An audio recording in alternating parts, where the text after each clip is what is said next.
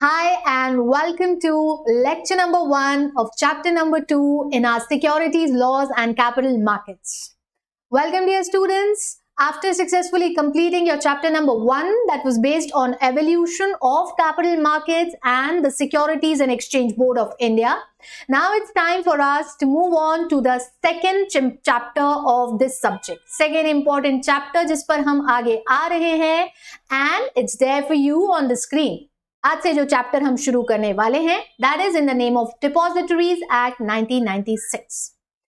कैसे ये एक्ट बना है और किस तरह से इस एक्ट के प्रोविजंस कैपिटल मार्केट्स को रेगुलेट कर रहे हैं या डिपॉजिटरीज क्या है, ये सारी चीजें हैं बच्चों जो आज के अपने इस इंट्रोडक्टरी सेशन में अपन समझेंगे.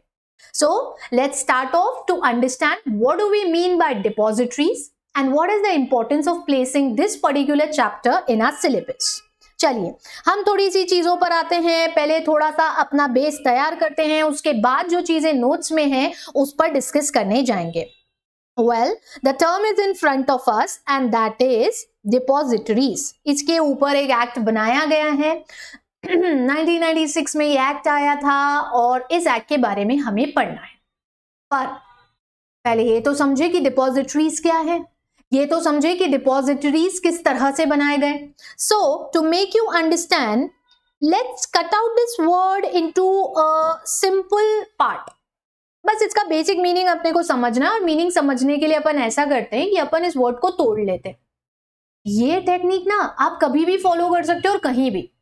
जब भी कोई बड़ा भारी भरकम तगड़ा सा शब्द आपके सामने आए ना, तो एक काम करना, उसे सबसे छोटे पार्ट में तोड़ लेना and you will be 99% close to the real meaning of the word. Yes, वो कितना ही टिपिकल वर्ड हो, थोड़ा छोटे पार्ट में तोड़ने की कोशिश करना उसे. जैसे भी हाल फिलहाल में मैंने स्क्रीन पे लिखा depositories and now what I have done is that मैंने डिपॉजिटरीज वर्ड से तोड़ करके एक वर्ड निकाला डिपॉजिट. डिपॉजिट एक ऐसा शब्द है जिससे हम सब यूजुअली वाकिफ होते हैं. हम सब ने बहुत बार सुना है इस वर्ड को, डिपॉजिट वर्ड को. We have heard this multiple point of time. जैसे भाई मेरे पास कुछ पैसा था तो मैंने उसको डिपॉजिट करके रख दिया बैंक में, ताकि भविष्य में जब मुझे उस पैसे की जरूरत हो तब मैं उसे निकला सकूं और उस पर ब्याज भी मुझे मिल जाए. So it's like I had a fixed deposit. या बैंक में नहीं दिया, मम्मी को दे दिया कि आप इसे अपने पास संभाल कर ड्रॉवर में रख लो और जब मुझे इसकी जरूरत होगी तब मैं ये आपसे ले लूंगा. इस तरह से डिपॉजिट एक ऐसा वर्ड है जिसे हमने बहुत सारी जगहों पर मल्टीपल पैरेलेंस में पढ़ा भी है, समझा भी, राइट. यहां डिपॉजिटरीज का जो कॉन्सेप्ट था ना, ये ठीक ऐसे ही निकला बच्चों. Just like a bank is a place to deposit money, है ना. आप बैंक की जब बात करते हो तो बैंक क्या होता है भाई, एक ऐसी जगह है जहां हम अपने पैसे को सेफली रख सकते हैं, सिक्योरली रख सकते हैं, उसका डिपॉजिट कर सकते हैं. चोरी का डर नहीं सताएगा, गुम जाने का डर नहीं सताएगा, सेफ रहेगा और अच्छा उस पर ब्याज भी मिलता रहेगा, इंटरेस्ट भी मिलता रहेगा हमें. सो इट्स लाइक हमने अपने पैसे को क्या करा है, हमने उसकी सेफ कीपिंग के लिए उसे बैंक में डिपॉजिट करके रख दिया है. ठीक है, फिक्स डिपॉजिट हो गया. अच्छा, बैंक में अलग अलग खाते भी होते हैं जो हम अलग अलग पर्पज से यूज करते हैं. सैलरी अकाउंट्स होते हैं, सेविंग अकाउंट होते हैं, करंट अकाउंट्स होते हैं. उसमें ऐसा एक फिक्स डिपॉजिट अकाउंट हो जाता है जहां पैसा कुछ समय तक रहता है, फिर बाद में ब्याज मिल जाता है. ऑल पुट टुगेदर लॉजिक क्या है, लॉजिक यही है कि हम पैसे को सेफ कीपिंग के लिए वहां पर रख देते हैं. अब जैसे एक बैंक में पैसा सेफ कीपिंग के लिए रखा जाता है, ठीक उसी तरह से जब आप बात करते हैं इस ऑर्गेनाइजेशन की जिसका पूरा नाम डिपॉजिटरी है, एक से ज्यादा है तो डिपॉजिटरीज, इसलिए डिपॉजिटरीज एक्ट है. ठीक है, एक डिपॉजिटरी वर्ड जब हमने इसका सिंगुलर निकाला, एक वचन निकाला, डिपॉजिटरीज तो बहुवचन है, याद है ना आपको वो एक वचन बहुवचन. ठीक है, सो डिपॉजिटरी एक ऐसा इंस्टीट्यूशन है भाई, इंस्टीट्यूशन है, प्लेस है, एजेंसी है, ऑर्गेनाइजेशन बोल लीजिए, जो कि सिक्योरिटीज की सेफ कीपिंग के लिए है, for the safe keeping of securities. अब सिक्योरिटीज क्या थी, तो चैप्टर नंबर 1 में ध्यान है ना, जब अपन पढ़ रहे थे, जब ये पूरा मार्केट इवॉल्व हुआ, इन्वेस्टर आए, बोरोवर आए।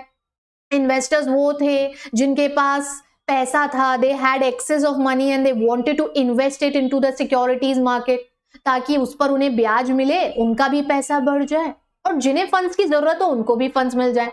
सो इट वाज लाइक जिनके पास पैसा है, those who had access of money, वो कौन थे? वो लोग थे investors. Borrowers on the another hand वो थे जिन्हें इस फंड की जरूरत थी। So this is how the fund moved from one person to another. Borrower के पास गया, बोरोवर ने उस पैसे को इन्वेस्ट करा, उस पर रिटर्न कमाया, एक हिस्सा खुद रखा, एक हिस्सा निवेशक को दे दिया। और जब ये पैसा इन्वेस्टर ने बोरोवर को दिया था, तो बोरोवर ने उसके बदले इन्वेस्टर को एक पर्ची दी थी, जिसे हमने सिक्योरिटी का नाम दिया। वो रसीद जिसपे ये लिखा हुआ था कि आपने इस इंस्ट्रूमेंट के नाम पर इतना इतना पैसा इस व्यक्ति यानी कंपनी को दिया है इतने समय के लिए, वो सिक्योरिटी थी। एग्जाम्पल में थे शेयर्स, डिबेंचर्स, बॉन्ड्स, वारंट्स, ये सब सिक्योरिटीज होते हैं। ये सब वो इंस्ट्रूमेंट होते हैं जिनकी सहायता से पैसा एक से दूसरे चैनल पे जाता है। पहला चैनल जिसके पास है वो कौन है भाई? वो इन्वेस्टर है जिसके पास पैसा है। और दूसरा चैनल कौन सा है? बोरोवर, जिसे पैसे की जरूरत है। So this is how the fund moved from one person to another person with the help of securities.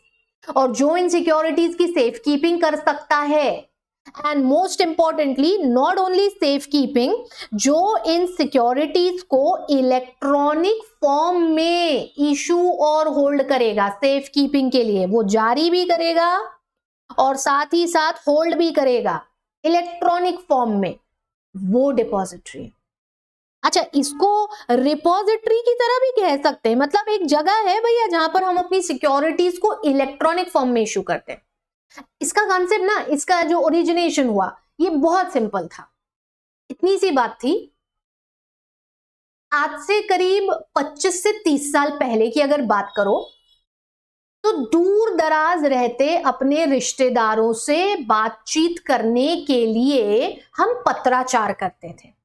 पत्राचार करते थे मतलब पत्र का चार नहीं डालते थे, पत्र लिखा करते थे। अगर आप में से किसी ने कभी देखा हो तो वो ब्लू कलर का एक अंतर्देशीय एनवलप आता था, या छोटा एक पोस्ट कार्ड होता था, जिस पर कि हम पत्र लिख करके अपने घर वालों को याद करते थे, अपने कुशल मंगल होने की सूचना देते थे। आदरणीय चाचा जी, सादर चरण स्पर्श, हम सब यहाँ कुशल मंगल हैं और आशा करते हैं आप सब भी सकुशल होंगे। इन गर्मियों की छुट्टियों में हम आपके घर पधार रहे हैं, आपसे मिलने का बड़ा मन हो रहा है, तो जल्द ही माताजी पिताजी के साथ आपसे मिलूंगा। आपका प्रिय चिंटू। याद आया? ऐसा कोई ना कोई लेटर, ऐसा कोई ना कोई पत्र आपने देखा होगा, शायद पढ़ा होगा या लिखा होगा। और इस लेटर के माध्यम से कम्युनिकेशंस हो जाते थे। फिर जब टेक्नोलॉजी थोड़ी डेवलप होने लग गई तो टेलीफोन्स आ गए, फिर मोबाइल फोन्स आ गए, और अब क्या आ गया भैया? अब व्हाट्सएप आ गया, अब इंस्टाग्राम आ गया, अब ट्विटर आ गया, अब फेसबुक आ गया। अच्छा, और आदरणीय चाचा जी, सादर चरण स्पर्श अब हो गया, हे चाचू, how you doing? All of us are rocking and we are coming to see you in this summer vacation. Love yours Chintu. Chintu भी मॉडर्न हो गया भैया। जब टेक्नोलॉजी डेवलप हो गई तो चिंटू भी मॉडर्न हो गया, चाचा जी भी मॉडर्न हो गए, और मीन्स ऑफ कम्युनिकेशन भी बदल गए। ईमेल्स यानी इलेक्ट्रॉनिक मेल्स का जमाना भी आ गया। तो अब वो पत्राचार नहीं होता, अब कहाँ लिखते हैं ऐसे लेटर्स, अब कहाँ लिखते हैं ऐसे पत्र? अब लेटर बॉक्स ही नहीं होते सिटी में। पहले तो हर किलोमीटर 2 किलोमीटर के दायरे में लेटर बॉक्स हुआ करते थे, चिट्ठी उस पे लिखते थे, उसको चिपकाते थे और लाल डब्बे में डाल देते थे। डाकिया पोस्टमास्टर आता था, निकाल के ले जाता था और गंतव्य डेस्टिनेशन तक पहुंचाता था। अब ये सब कुछ नहीं होता है, अब इलेक्ट्रॉनिक फॉर्म में कम्युनिकेशंस होते हैं। इसका एक बहुत बड़ा एडवांटेज या इस टेक्नोलॉजी के आ जाने का एक बहुत बड़ा प्लस पॉइंट था समय की बचत।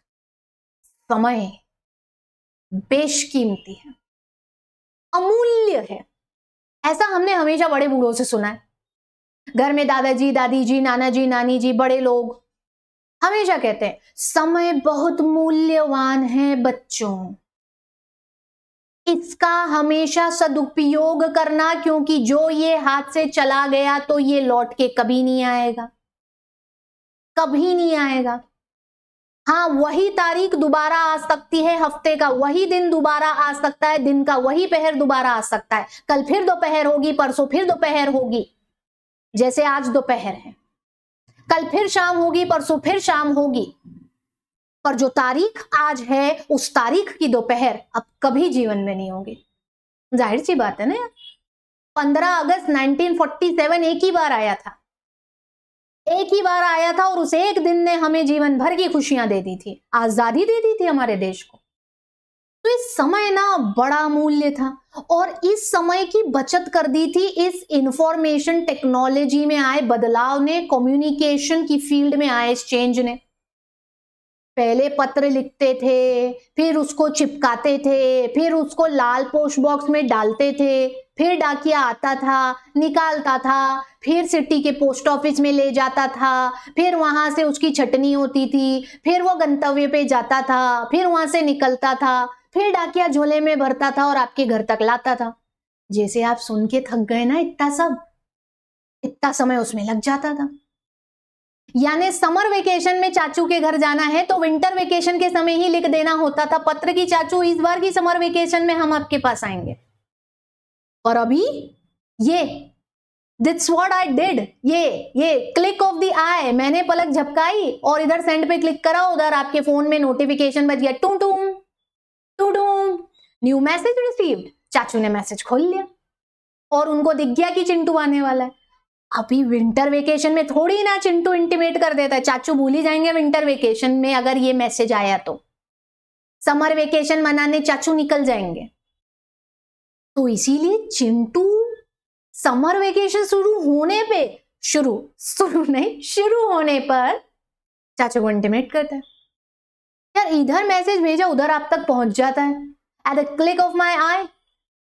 यही तो बदलाव था, क्रांतिकारी technological change, revolutionary change in the society, जिसने ये समय जो सबसे ज्यादा कीमती है इसे बचा दिया।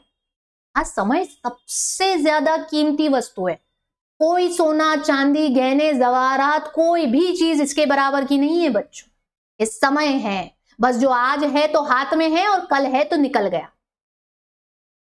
तो अभी इस बदलते हुए वक्त, समय, परिवेश और बदलते हुए भारत को अंतरराष्ट्रीय स्तर पर अगर लेकर के जाना था, इंडियन स्टॉक मार्केट्स को इंटरनेशनल लेवल्स पर अगर पहुंचाना था, तो यही चीज जो सिक्योरिटीज में भी फिजिकल फॉर्म में होती थी ना, कि फिजिकली फॉर्म में ये जारी हो रहे हैं, एक एक पे बैठ के एंट्री डाल रहे हैं, लिख रहे हैं, फिर उसके बाद शेयर होल्डर तक पहुंचा रहे हैं। It used to take lot of time यार, लॉट ऑफ टाइम। पहले कैसे बैंक में भी यही सब चीजें जब फिजिकल मोड में होती थी, मैनुअल होता था तो लंबी लंबी कतारें लगी होती थी, पैसा जमा कराना है, निकालना है। आजकल तो सारी चीजें हम अपने हाथ में मोबाइल पर कर लेते हैं, mobile banking, UPI, internet banking कितना आ गया। एक बात पे कभी गौर करा है आपने? समय बचाने के लिए हमने ये सब चीजें इजाद करी, और आज इस दुनिया की सबसे बड़ी बीमारी, एक्सेप्शन कोरोना, उसे छोड़ दीजिए, सबसे बड़ी बीमारी ये समय ही बन चुका है। समय ही नहीं है यार। बच्चे से बोलो बेटा पढ़ाई कर ली, अरे दीदी अभी समय ही नहीं है यार, मैं ये काम कर रहा था। उससे पूछो अरे भाई घर कब आओगे, अरे समय ही नहीं है यार। पापा के पास उनके मम्मी पापा का फोन आता है, बेटा घर कब आएगा, अरे अभी समय ही नहीं है बापूजी, ऑफिस में बड़ा काम है, दफ्तर में बड़ा काम है, मम्मी ये काम हो गया, अरे अभी रुको मेरे पास टाइम नहीं है, मैं ये काम कर रही हूं। बीमारी विश्वव्यापी, वर्ल्ड वाइड बीमारी बन गया ये समय, है ना। इसी को बचाने के लिए सारा तामझाम, ये सारे हटकर्म करे, और अब ये समय सबसे बड़ी बीमारी बन गया। खैर, इस बीमारी का इलाज या वैक्सीनेशन इजाद करने की जरूरत नहीं है, इसकी वैक्सीनेशन हमारे सामने है, इसका इलाज हमारे सामने है, और वो है बस इसका सदुपयोग। जो अभी गवा दिया तो कल ये दोबारा नहीं आएगा, और जो आज इसका इस्तेमाल कर लिया तो कल अपने आप नियोजित हो जाएगा। बस इसी शब्दों के फेर में उलझना नहीं, इसे सुलझा लेना, सब कुछ सुलझ जाएगा। जो आज है उसका इस्तेमाल कर लिया तो आने वाला कल अपने आप नियोजित हो जाएगा, और जो आज गवा दिया तो कल एक क्वेश्चन मार्क हाँ लेकर के बैठे रहोगे कि अब क्या करना है, आज नया काम है और कल का तो पेंडिंग अभी भी पड़ा है। ये समय, इस समय को बचाने के लिए ही सिक्योरिटीज में होने वाली ट्रेडिंग, परचेज, सेल, इन सब में लगने वाले टाइम को बचाने के लिए ही हम ये डिपॉजिटरी का कंसेप्ट लेकर आए थे। अब जैसे चिंटू चाचा जी को सिर्फ एक मैसेज भेज के आने की सूचना दे देता है, वो भी 2 घंटे पहले भी देता है तो काम हो जाता है, ठीक वैसे ही अब मैं अपने कंप्यूटर स्क्रीन या लैपटॉप पर एक बटन दबा करके अपने खाते में शेयर खरीद सकती हूँ, बेच सकती हूँ, जो पहले करने के लिए कभी कभी महीना भर लग जाता था, क्योंकि तब सारी चीजें फिजिकल या मैनुअल फॉर्म में होती थी। तो एक एक चीज की कागज पे एंट्री होती थी, फिर उसको कंपनी को दो, फिर कंपनी वो काम करेगी, फिर आपको वापस सूचित करेगी। 15-20 दिन, महीना लग जाता था कभी कभी। अभी एक झटके में हो जाता है। With in a minute I can purchase a share on the stock market, जो मैं चाहती हूं, और I can sell a stock that is in my demat account, electronic account. Depository बस यही था। इस इंस्टीट्यूशन को लाने के पीछे की पूरी कहानी ये थी। ये जो एक्ट 96 में आया ना बच्चों, तो ये 96 सिक्योरिटीज का origination, security contract regulation act तो 56 में ही आ गया था। आपको ध्यान होगा कोर्स अनरैप वाला वो वीडियो जब हमने देखा था 1956, वो 3 मजबूत सहारे जो पोलियोग्रस्त भारत बच्चे को मिले थे। सिक्योरिटी कॉन्ट्रैक्ट रेगुलेशन एक्ट, जिसने सिक्योरिटी मार्केट को रेगुलेट करने की नींव रखी थी, और वो 1956 में आया। 56 से 66, 76, 86, 96, 40 साल के बाद ये एक्ट आया। 56 में इतनी डेवलपमेंट इंफॉर्मेशन टेक्नोलॉजी में हुआ ही नहीं था, इंटरनेट ही नहीं था उस समय में। 90s में आके तो इंटरनेट टेक्नोलॉजी इंडिया में आई। 95-96 में तो मोबाइल फोन्स इंडिया में आए। तो जाहिर सी बात है कि जब ये सब चीजें लेट हो रही थी, तो ये इलेक्ट्रॉनिक फॉर्म में सिक्योरिटी को कैसे जारी करें और कैसे इसको इलेक्ट्रॉनिक फॉर्म में होल्ड करके रखें, ये सब चीजें समझते समझते, बनाते बनाते इतना समय लगना तो लाजमी था। पहले पिताजी से पूछिएगा, जब वो आपकी उम्र के थे और अपने पिताजी के साथ महीने का किराना सामान खरीदने जाते थे, तो लाला या चाचा जो भी होते थे मोहल्ले में की दुकान पर, उन्हें कागज पे लिखा हुआ एक बिल मिलता था। कोई बारकोड रीडर और लेजर मशीन नहीं होता था। और आज जब आप अपने पिताजी के साथ शॉपिंग मॉल या कॉम्प्लेक्स में सामान खरीदने जाते हैं, तो ढेर सारा जो चाहिए पूरा अपना कार्ट में भर लेते हैं और बिलिंग काउंटर पे जाते हैं। एक प्रोडक्ट पे बार कोड मशीन रीड करती है और कंप्यूटर जनरेटेड रसीद आपके सामने आ जाती है। कोई कैलकुलेशन नहीं करना, कोई गड़बड़ी का चांस ही नहीं। इलेक्ट्रॉनिक डेटा एंट्री इसी को तो कहते हैं। और सिक्योरिटीज को इलेक्ट्रॉनिक फॉर्म में भी ऐसे ही इशू और होल्ड करते हैं। हर सिक्योरिटी का अपना एक यूनिक कोड होता है, उसकी एंट्री डाल देते हैं, बस उस कोड से परचेज सेल करते रहो। डिपॉजिटरीज का पूरा लॉजिक ही है। अच्छा, और इसके दर्जनों फायदे, आगे आने वाले एक लेक्चर में इसके फायदे उठाएंगे अपन। देयर इज अ डिस्कशन जिसमें हमको इसके फायदे पढ़ना है। बड़े बहुत बड़ा फायदा पता है इसका क्या है? फिजिकल डेटा, एक कागज पे लिखी हुई चीज समय के साथ मिट सकती है। कागज फट सकता है, जल सकता है, खराब हो सकता है, पर इलेक्ट्रॉनिक डेटा के साथ ये सब कुछ भी नहीं होता। पिताजी का एक बहुत ही महत्वपूर्ण दस्तावेज था, चिंटू और पिंटू के हाथ में लग गया। चिंटू और पिंटू, उनके 2 छोटे नन्हे बालक, एक 6 साल का, एक 4 साल का, और लग गए चिंटू पिंटू लड़ने, ये मेरा है, ये मेरा है, नहीं ये मेरा है। और ये मेरा है, मेरा है, मेरा है की कहानी में उस कागज का 2 टुकड़ा हो गया। जितनी देर में मम्मी आती चिंटू पिंटू का झगड़ा सुलझाने में, उतनी देर में तो पिताजी का वो महत्वपूर्ण दस्तावेज जो कि एक कंपनी का शेयर सर्टिफिकेट था, 2 हिस्सा में फट गया। और ये जब 2 हिस्सा में फट गया, अब पिताजी क्या करेंगे? बस यही करेंगे जो मैंने आपके सामने स्क्रीन पे करा, माथा पीटेंगे। बट क्या इलेक्ट्रॉनिक फॉर्म के डेटा के साथ चिंटू पिंटू ऐसा कर सकते हैं? नहीं, यही तो फायदा था। अच्छा, चिंटू पिंटू उसे जला दे, फाड़ दे, कुछ भी कर दे, इलेक्ट्रॉनिक फॉर्म के डेटा के साथ बच्चों ये सब कुछ भी नहीं हो सकता। हाँ जरूर, मुझे पता है आप सब बड़े टेक्नोहॉलिक हैं, आपके दिमाग में वो ख्याल आया होगा जो मेरे भी दिमाग में है, वो सवाल आया होगा जिसका जवाब मैं आपको देने वाली हूं। मैडम वायरस तो लग जाता है, डेटा करप्ट तो हो जाता है, ये सब तो हो सकता है ना, बट हम उसका बैकअप भी तो रख सकते हैं, कितनी सारी जगह पर रख सकते हैं। ये सब चीजें ओरिजिनल फिजिकल शेयर सर्टिफिकेट के साथ थोड़ी होती। पिताजी उसकी फोटोकॉपी करा के रख भी लेते तो फोटोकॉपी तो फोटोकॉपी होती है, उसको कहते ही फोटो की कॉपी है, इसलिए वो फोटोकॉपी है। Electronic share certificate demat account में है, आपके या कंपनी के, वो दोनों जगह ओरिजिनल है। ई फॉर्म का कोई भी डेटा ईमेल पर है या पेन ड्राइव पे या हार्ड डिस्क पे या लैपटॉप पे या मोबाइल में है या टैबलेट में, सब जगह ओरिजिनल है। कॉपी कहते ही नहीं, कॉपी वर्ड इस्तेमाल ही नहीं होता। कॉपी करके पेस्ट भी कर लेते तो भी जो दिखता है वो ओरिजिनल के बराबर ही होता है?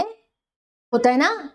तो बस, और कई फायदे हैं। अभी और भी कुछ कुछ है जो चिंटू पिंटू कर सकते हैं पिताजी के उस दस्तावेज के साथ, पर वो तब पढ़ाऊंगी जब अपन उसके बेनिफिट पर आएंगे, उसको थोड़ा भी रोकेंगे। ये क्लियर हो गया क्यों आया डिपॉजिटरीज एक्ट एग्जिस्टेंस में, समझ गए? एक ऐसा इंस्टीट्यूशन बनकर के आया जो सिक्योरिटीज को इलेक्ट्रॉनिक फॉर्म में इशू भी करेगा, होल्ड भी करेगा, जारी करेगा। ये कंपनी खुद से नहीं करेगी बच्चों, उसके लिए उसे इस संस्था का, इस इंस्टीट्यूशन का हेल्प लेना ही पड़ेगा। और इस इंस्टीट्यूशन के बारे में अब यहां पर ये इंट्रोडक्शन में जो दिया है इसे समझ जाओगे जब पढ़ोगे तो। कुछ इंपॉर्टेंट चीजें हैं जो मैं आपके लिए हाईलाइट कर देती हूं। देखो, पहली लाइन में इसका मीनिंग बताई मैं आपको। In simple term, it is a place where something is deposited for storage and security. यही हाईलाइट करा अपन ने, स्टोरेज और सिक्योरिटी दोनों चीजें हैं। सिक्योरिटी मार्केट के प्रिस्पेक्टिव का मतलब नजरिया, उस नजरिए से देखें तो डिपॉजिटरी एक ऐसा ऑर्गेनाइजेशन है जो सेंट्रल बैंक की तरह होता है, जहां शेयर होल्डर की सिक्योरिटीज उसके रिक्वेस्ट पर ई फॉर्म यानी इलेक्ट्रॉनिक फॉर्म में होल्ड करके रखी जाती है। और इसके लिए डिपॉजिटरी जिसकी सहायता लेता है उसको अपन डिपॉजिटरी पार्टिसिपेंट कहते हैं। इस पर भी आएंगे, बट अभी इतना समझ गए कि कैसे डिपॉजिटरी एक्ट आया 96 में और डिपॉजिटरी नाम की वो संस्था बन गई जो कि सिक्योरिटी मार्केट के इन्वेस्टर्स के शेयर्स या सिक्योरिटीज को इलेक्ट्रॉनिक फॉर्म में अपने पास इशू करके होल्ड करेगी, तो उससे सेफ रहेंगी वो सारी चीजें। ठीक है, अब अगर आप इसकी डेफिनेशन पे जाते तो इस एक्ट के सेक्शन 2 के क्लॉज ई में इसकी परिभाषा दी गई है, और वो परिभाषा आपको ये कहती है कि डिपॉजिटरी का मतलब है एक ऐसी कंपनी वर्ड आ रहा है, मतलब कंपनी एक्ट भी इस पे लगता है, बिल्कुल लगता है। यू रिमेंबर जब हम कंपनीज के बारे में पढ़ रहे थे लेक्चर नंबर 1 में, एप्लीकेबिलिटी आपको पढ़ाया था मैंने। इनकेस अगर स्किप हो रहा है या आपने वो नहीं सुना है तो फिर आपको याद दिलाती हूं मैं वो चीज। कंपनी एक्ट एक ऐसा एक्ट है जो कंपनी एक्ट में बनने वाली हर कंपनी पे लगता है, साथ ही साथ हर उस ऑर्गेनाइजेशन या बॉडी कॉर्पोरेट पे भी लगता है जो किसी स्पेशल एक्ट ऑफ पार्लियामेंट में बनी है, जिसके लिए अलग से एक एक्ट है। बट क्योंकि वो कंपनी की तरह बनी है तो उस पर कंपनी एक्ट भी लगता है। उस समय मैंने आपको बहुत सारे एग्जाम्पल दिए थे, जैसे कि life insurance corporation of India या स्टेट बैंक ऑफ इंडिया, ये सब इसके एग्जाम्पल है। डिपॉजिटरी इसका एक और एग्जाम्पल है।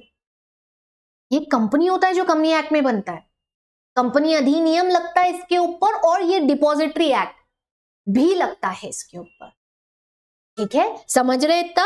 And which has been granted a certificate of registration by SEBI. तो काम करने की जो अनुमति है ना, जो सर्टिफिकेट ऑफ रजिस्ट्रेशन है, वो सिक्योरिटी मार्केट की चीफ रेगुलेटर, चीफ अंपायर यानी सेबी से मिलता है।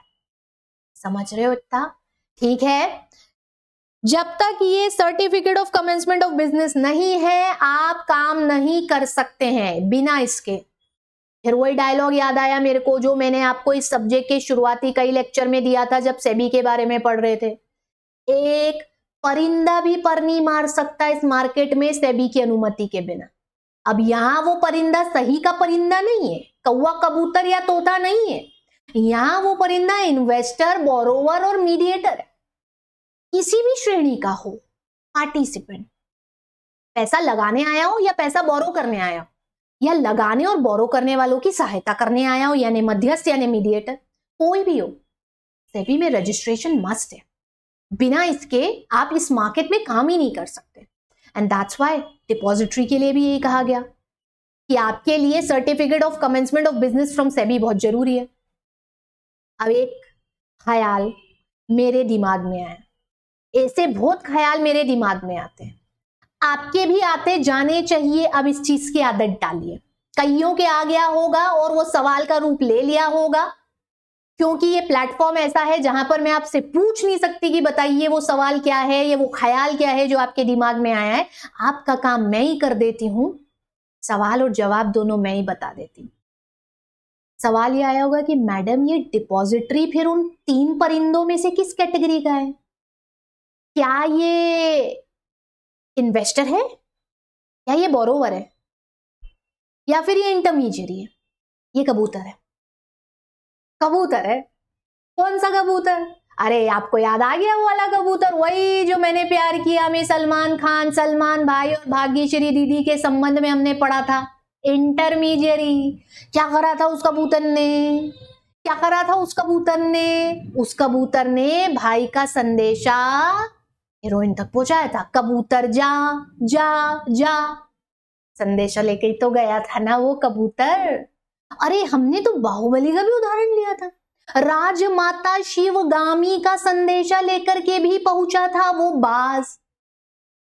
उठा लाओ, किसको, कैसे, क्यों, वो सब चीजें आपको ध्यान होगी। इतनी पूरी पिक्चर की स्टोरी थोड़ी सुनाओगे, नरेशन थोड़ी करेंगे, अपन सिक्योरिटी लॉ पढ़ रहे यार, है ना। तो ये कबूतर है, और कबूतर है यानी डिपॉजिटरी वो इंटरमीडिएरी होता है जिसका की काम होता है इन्वेस्टर और बोरोवर दोनों को हेल्प करना। बोरोवर यानी कंपनी के लिए ये सिक्योरिटीज को इलेक्ट्रॉनिक फॉर्म में इशू करता है, और इन्वेस्टर के लिए उसके डीमैट खाते में ये होल्ड करके रखता है। मतलब ये बीच में इधर इन्वेस्टर है, इधर बोरोवर है। बोरोवर के लिए जारी करेगा, इसके लिए होल्ड करेगा बीच में रह करके। मतलब एक हाथ इधर है, एक हाथ इधर है। पकड़ना, पकड़े रहना, छोड़ना नहीं, दोनों तरफ से काम चलता है इसका। ठीक है, इन्वेस्टर बोले पकड़े रहना और बोरोवर बोले छोड़ना नहीं। ठीक है, समझे कि किस कैटेगरी में? मिल गया उस सवाल का जवाब। अब आगे देखो और स्क्रीन पे क्या क्या आता है अपने। भैया कंपनी है तो कंपनी एक्ट में रजिस्ट्रेशन तो कराना ही है। सेबी के पास से certificate of commencement of business तो लेना ही है, पर साथ ही साथ डिपॉजिटरीज एंड पार्टिसिपेंट्स के लिए जो रेगुलेशंस बनाए गए हैं उसमें भी रजिस्ट्रेशन कराना है। अब ये तीसरी चीज हो गई। पहला कंपनी एक्ट में रजिस्टर्ड होता है, वो ऊपर कहा गया ना, ये कंपनी है जो कि कंपनी एक्ट में रजिस्टर्ड होती है। कमेंसमेंट ऑफ बिजनेस इस एक्ट में सेबी के द्वारा मिलता है, और फिर कुछ रेगुलेशन भी बना है। रेगुलेशन ना रूल्स के सपोर्टर होते हैं, रूल्स के सपोर्टर्स, कि जो जो चीजें रूल्स में लिखी हुई हैं उन्हें इंप्लीमेंट करने और उन पर और क्लैरिटी देने के लिए हम रेगुलेशन बना देते हैं। क्लैरिटी देने के लिए सपोर्टर्स की तरह। जैसे मानिए सपोज में जब आप क्रिकेट का मैच खेलते हैं, आपने देखा होगा ना क्रिकेट का मैच खेलते समय जो बल्लेबाज होता है वो बल्लेबाज एक हेलमेट पहनता है, और विशेषकर यदि तेज गेंदबाज सामने है, फास्ट बॉलर, तो हेलमेट पहनना बहुत जरूरी होता है।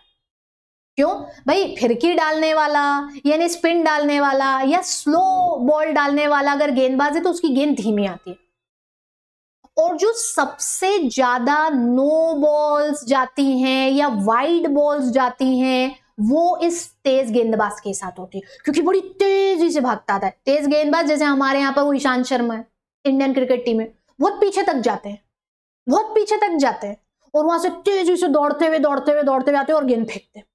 उस गेंद में स्पीड भी बहुत होती है, फोर्स भी बहुत होता है और इसीलिए हेलमेट जरूरी हो जाता है। नहीं तो पता चला गेंद सीधे मुंह पे आई और बल्लेबाज वहीं घायल और बल्लेबाज पेविलियन की ओर लौटते हुए अगले बल्लेबाज का स्वागत करा जाए, ऐसी कमेंट्री हमको सुनने मिल जाएगी।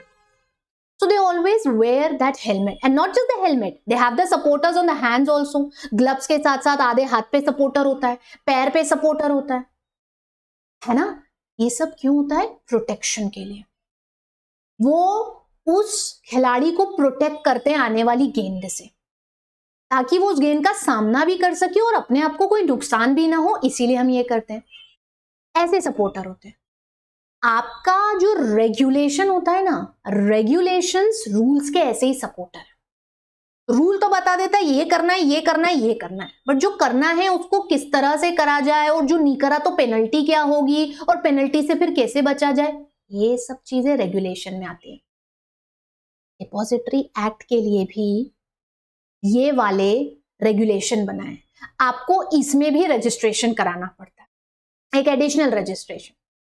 समझ गए? इतना क्लियर हो रहा है? डिपॉजिटरी का मीनिंग, डिपॉजिटरी की डेफिनेशन और registration under the company act, क्योंकि ये कंपनी है, विद सेबी और डिपॉजिटरी एंड पार्टिसिपेंट रेगुलेशंस जो भी 1996 में आए। समझ रहे ना बच्चों बहुत अच्छे से? चलो अब आगे देखो। अब आगे आपके सामने क्या आ रहा है, तो आगे जो मैंने आपको दिया है वो है इंडिया में एज ऑन डेट जो 2 डिपॉजिटरीज हैं, इन 2 डिपॉजिटरी के नाम हैं।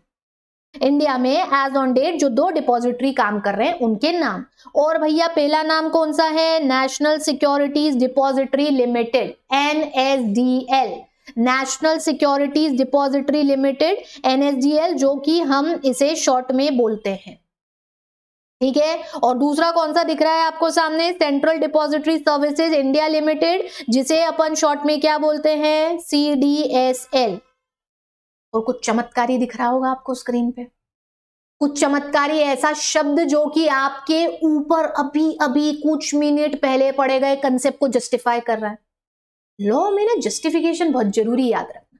प्रूफ, कोई भी कानूनी कार्रवाई किसी पिक्चर, सीरीज या सीरियल में अगर आपने देखी तो हमेशा देखा है ना आपने, जज या वकील का ये सवाल, क्या सबूत है? क्या सबूत है कि आप उस समय वहां मौजूद नहीं थे? क्या सबूत है कि ये काम आपने नहीं करा? क्या सबूत है कि आपने उसे ये करते हुए देखा? सबूत। अरे भैया, हमारे देश में कानून की देवी जो हर कोर्ट न्यायालय के बाहर होती है, आंख पे काली पट्टी डाली होती है और हाथ में तराजू लिए होती है, और जिस तराजू का वजन ज्यादा होगा निर्णय उस पक्ष में चला जाएगा। यानी सच बोलने वाले का हुआ तो उसके, और झूठ बोलने वाले का पलड़ा भी कई बार भारी हो जाता है। कलयुग है, काला युग है, तो कभी कभी निर्णय उसके पक्ष में हो जाता है, पर जो साबित कर पाए उसके पक्ष में। सच बोलने वाले ने साबित करा तो उसके पक्ष में, झूठ बोलने वाला साबित कर पाया तो उसके पक्ष में। प्रूफ बहुत जरूरी होता है। प्रूफ, अभी अभी कुछ देर पहले जो हमने पढ़ा उसका प्रूफ सामने स्क्रीन पर आ रहा है। अब तक आपने गेस कर लिया होगा, चलो मैं आपके लिए हाईलाइट कर देती हूं। ये देखो, लाल रंग की स्याही से जो शब्द को मैंने हाईलाइट करा, और अगर किसी की बत्ती अभी तक नहीं भी जली थी तो ये मैंने बल्ब जला दिया, आपका भी बल्ब जल गया होगा। लिमिटेड वर्ड आ रहा है, एंड दिस क्लियरली स्टेट्स कि ये सब कंपनी है। लिमिटेड वर्ड पार्टनरशिप में थोड़ी यूज होता, सोल प्रोप्राइटरशिप में थोड़ी यूज होता, HUF में थोड़ी यूज होता। लिमिटेड वर्ड तो कंपनी की एक कैरेक्टरिस्टिक लिमिटेड लाइबिलिटी में इस्तेमाल होता है, and that's why this word over here justified that definition जो आपने ऊपर पढ़ी थी सेक्शन 2 की, कि डिपॉजिटरीज कंपनी होती हैं जो कंपनी एक्ट में बनते हैं। तभी तो नाम के आखिर में ये लिमिटेड वर्ड लिखा होता है। इससे ये क्लियर हो गया कि ये दोनों एक पब्लिक लिमिटेड कंपनी होती हैं। हर सिक्के के ना बच्चों दो पहलू होते हैं, ये हमेशा याद रखना। और जो यदि लॉ पढ़ने के लिए बैठे हो तो हर सिक्के के दोनों पहलुओं पर गौर करना। सामने सामने ऊपर ऊपर जो दिख रहा है उसके बजाय जो पीछे छुपा है वो ज्यादा महत्वपूर्ण होता है। 10 में से 9 दफा, 9 बारी। इसीलिए दोनों पहलुओं को समझना, और अगर ऐसा कर लोगे ना तो कभी किसी कंसेप्ट पर गच्चा नहीं खाओगे, कमजोर नहीं पड़ोगे। समझ रहे हो? ये दोनों कंपनी फॉर्म ऑफ ऑर्गेनाइजेशंस हैं। एज ऑन डेट 96 के बाद से आज तक की तारीख में इंडिया में सिर्फ यही 2 ऐसी डिपॉजिटरीज हैं जो कि काम कर रही हैं। एज ऑन डेट आज तक सिर्फ 2 ही डिपॉजिटरीज हैं, NSDL और CDSL, शॉर्ट में बोलते हैं। अब हर बार मैं फुल फॉर्म नहीं बोलूंगी, आपको नाम याद रखना पड़ेगा। NSDL का फुल फॉर्म क्या है, CDSL का क्या है, इतना समझ रहे हैं? क्लियर हो चुका है? ओके, नीचे आओ, देखो क्या कहा गया आपसे कि भैया डिपॉजिटरी सर्विसेज को अगर इस्तेमाल करना है तो उसके लिए आपको डिपॉजिटरी के पार्टिसिपेंट के पास एक अकाउंट खुलाना पड़ता है। अब मैडम पार्टिसिपेंट क्या नया शब्द है, ये इसको समझा दो। ये देखो मैं स्क्रीन पे क्या लिखी हूं, क्या लिखी हूं, पढ़ पा रहे हो ना? ब्रांच, बैंक्स की ब्रांच होती है ना? ये जो अपन पहले पढ़ रहे थे, कहाँ पढ़ रहे थे, ये यहां पढ़ रहे थे, तो अपन ने बैंक को और डिपॉजिटरी को जोड़ा था, है ना? जैसे बैंक क्या करता है, बैंक एक ऐसी प्लेस है जहां पर हम सेफ कीपिंग करते हैं, किसकी? अपने मनी की, अपने फंड्स की। डिपॉजिटरी में यही चीज सिक्योरिटीज की होती है। तो ये जो बैंक होता है, इस बैंक की क्या होती है, ब्रांचेस होती है। काहे के लिए थी ब्रांचेस भाई? Customer convenience. Customer is the king in today's market. उपभोक्ता ही राजा है, बिना ताज का राजा, ऐसा हमने हर जगह सुना है, कितने सारी जगह पढ़ा भी है। तो जितना कस्टमर को कन्वीनियंस मिलेगा उतना वो रिटेन रहेगा, इंटैक्ट रहेगा, टिका हुआ रहेगा। और जो नहीं मिला तो ऑप्शन की कमी है क्या? 1 मिनट में कूदी मार के भाग जाएगा अगले ऑप्शन पर। इसलिए बैंक्स ने ना कस्टमर्स को कन्वीनियंस देने के लिए अपनी ढेरों शाखाएं खोल दी, ब्रांचेस ओपन कर दी। अब आप शहर के किसी भी कोने में रह रहे हैं, 500 मीटर से 1 किलोमीटर के दायरे में, या ज्यादा से ज्यादा 3 से 4 किलोमीटर, बहुत बोल दिया मैंने, 4 किलोमीटर तो के दायरे में आप जिस भी बैंक में खाता खुलाना चाह रहे हैं उसकी शाखा मिल जाएगी। या तो बैंक है उस क्षेत्र में जहां आप आसपास रह रहे हैं, और या फिर मानिए आपने किसी एक बैंक में खाता खुलाया है जो आपके घर से तो 10 किलोमीटर है, बट उसकी शाखा जरूर आपके घर के आसपास ही है, 2-3 किलोमीटर के दायरे में बिल्कुल मिल जाएगी। एटीएम तो जगह जगह बन गए, क्योंकि सबसे ज्यादा काम बैंक से क्या पड़ता है, पैसा निकलाने का या डालने का, या तो निकलाने का या डालने का। पैसे की सेफ्टी के लिए तो बैंक था, तो ये निकलाना और डालना दोनों चीजें आजकल एटीएम से हो जाती है। कितने सारे एटीएम मशीन पे कैश डिपॉजिट का भी मशीन होता है कि वहीं से अपने नोट डाल दो, डिपॉजिट भी हो जाएगा खाते में, और एटीएम है वहां से निकाल भी लो। और ये तो कितनी जगह बन गए, रेसिडेंशियल बिल्डिंग्स, कमर्शियल कॉम्प्लेक्स, हर 10, 15, 20 कदम के दायरे पे एटीएम है। किसी भी बैंक के एटीएम से किसी भी बैंक के खाते से पैसा निकाल लो। मेरा खाता स्टेट बैंक ऑफ इंडिया में है, हाल फिलहाल में मैं जहां खड़ी हूं यहां पर बैंक ऑफ इंडिया का एटीएम सेंटर दिख रहा है मेरे को, वहां जाके कार्ड इंसर्ट करा, पैसा निकाल लिया। कस्टमर कन्वीनियंस के चलते कितनी चीजें हो चुकी है। सेम यही चीज डिपॉजिटरीज यानी NSDL और CDSL ने इन ब्रांचेस को, ये ब्रांचेस को अपॉइंट करके करी। They wanted to give the customer convenience. कैसा मैडम, कैसा कस्टमर कन्वीनियंस? समझो, 130 करोड़ भारतवासियों का अपना देश है। चलो अब 130 से ज्यादा हो चुके हैं, और 96 में इतने नहीं थे, बट फिर भी थे तो सही ना। और यदि इसकी 10% आबादी भी सिक्योरिटी मार्केट में इन्वेस्ट करती थी तो इसका यह मतलब था कि इतनी बड़ी आबादी के शेयर्स को इलेक्ट्रॉनिक फॉर्म में इशू और होल्ड करने के लिए हमें बहुत सारे कबूतरों की जरूरत है। बट कबूतर तो 2 ही थे, इंटरमीडियरी यानी डिपॉजिटरी के नाम पर तो 2 ही थे, CDSL और NSDL। फिर इनने अपनी शाखाएं खोल ली, फिर इनने अपनी ब्रांचेस ओपन कर ली। एक सिटी में 3-4 जगह ब्रांचेस हो गई। एक स्टेट में 40 ब्रांचेस ओपन हो गई, क्योंकि ये सबसे आसान तरीका होता है कस्टमर तक पहुंचने का। कस्टमर आप तक कैसे आएगा भैया? एक दिल्ली में, एक बंबई में, और मान लो एक कस्टमर है जो रह रहा है कहीं कन्याकुमारी में। अब कन्याकुमारी वाला कस्टमर दिल्ली में या बंबई में कैसे जाएगा इन डिपॉजिटरीज के पास? वो नहीं जा सकता, उसके लिए लिमिटेशन है। तो ये दिल्ली और बंबई वाले डिपॉजिटरी जो हैं, यही कन्याकुमारी पहुंच गए और कस्टमर बड़ा खुश, क्योंकि उसको घर बैठे कन्वीनियंस के हिसाब से चीजें मिल गई। ये जो कन्याकुमारी पहुंच गए ना, ये ब्रांचेस है, और इन ब्रांचेस को यहां हम ब्रांचेस नहीं बोलते, डिपॉजिटरी पार्टिसिपेंट कहते हैं। यानी कि branch is equals to DP, short में मैं डीपी बोलूंगी, आप ध्यान रखिएगा, डीपी, डिस्प्ले पिक्चर नहीं, डीपी मतलब डिपॉजिटरी पार्टिसिपेंट, ठीक है। डिपॉजिटरी की ब्रांचेस को हम पार्टिसिपेंट कहते हैं। और इस लाइन में हमसे यही कहा गया कि यदि आप इलेक्ट्रॉनिक फॉर्म की सेवाओं का फायदा उठाना चाहते हैं तो उसके लिए पहले आपको एक खाता खुलाना पड़ेगा, और इस खाते का नाम होता है डीमैट अकाउंट। पूरा नाम होता है डीमटेरियलाइजेशन अकाउंट, शॉर्ट में कहते हैं डीमैट अकाउंट। भैया अब नेटफ्लिक्स पे कोई सीरीज देखना है तो पहले नेटफ्लिक्स को पेमेंट करके खाता खुलाना पड़ेगा। याहू से कोई मेल भेजना है तो पहले उस पर ईमेल का खाता खुलाना पड़ेगा।